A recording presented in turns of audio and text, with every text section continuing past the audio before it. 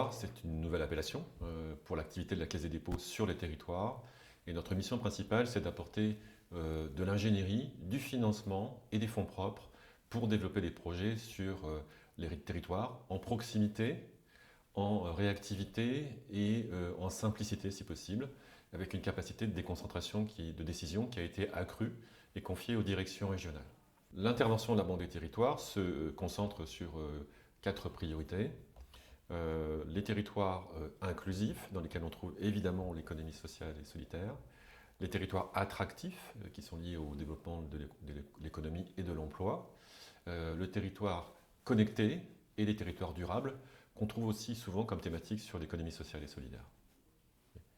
L'investissement solidaire, c'est une thématique de développement économique et social très importante qui est en croissance, puisqu'elle s'appuie sur le recueil de l'économie solidaire, enfin de l'épargne solidaire plus précisément. Cette ressource est en croissance et notre vocation avec nos partenaires, c'est de permettre effectivement que cette ressource puisse rencontrer les porteurs de projets et notamment ceux qui veulent investir solidairement sur les territoires. Pour ce faire, évidemment, on travaille beaucoup avec les partenaires traditionnels qui permettent d'intermédier nos financements, notamment je pense au réseau France Active, mais pas seulement. Et puis nous cherchons aussi à pouvoir intervenir aussi directement sur certains projets de taille un peu plus supérieure, mais qui ont aussi une vocation régionale ou nationale. Mais c'est une modalité effectivement qui est très importante pour l'avenir, parce qu'on constate qu'il y a une demande en fait, de sens dans son épargne. On veut pouvoir placer son argent sur des projets qui ont un impact social ou un impact environnemental. Et on veut aussi être plus citoyen, je dirais, dans les conséquences de sa vie personnelle. Et donc c'est une modalité qui est très vertueuse là, sur ce sujet-là.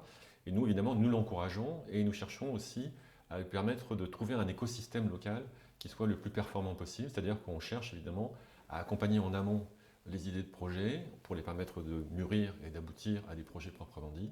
Et ensuite de pouvoir financer ces projets, donc comme je disais tout à l'heure, soit indirectement avec des structures qu'on finance, des plateformes qu'on finance, ou directement lorsque les projets ont une taille critique. On voit apparaître dans l'investissement solidaire des thèmes nouveaux qui viennent compléter l'impact social traditionnel qui était plutôt porté sur l'emploi, l'utilité sociale. Là, on voit des sujets notamment d'actualité forts sur l'environnement, le développement durable, la transition alimentaire, qui sont des sujets importants, et aussi la question du vieillissement avec ce qu'on appelle la silver economy, où de nombreux projets aujourd'hui émergent également.